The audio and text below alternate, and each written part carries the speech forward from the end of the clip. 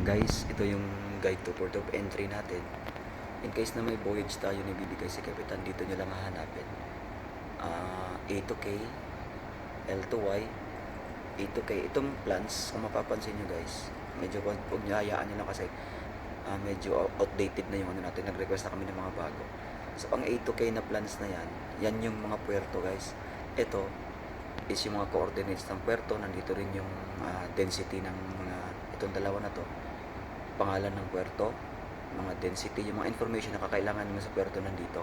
Hanapin mo lang kung saan yung puerto, saan yung lugar. And then dito sa mga plans, ang katumbas ng mga puerto nito, nandito rin. Pero nandito sa plans na to, yung mismong drawing ng puerto, kung saan yung anong side yung alongside, kadalasan ng mga barko nila, anong pangalan ng berth, nandito mo makukuha sa plans. So hanapin nyo lang din. Yan ang pinaka the best na guide. And then dito naman, para makakuha tayo ng pinaka mabilis kung sakaling magbigay si Kapitan ng biyahe, sa Norris Table na to, nandito sa likod nito. Norris Table, nasa likod nito yung mga pilot station.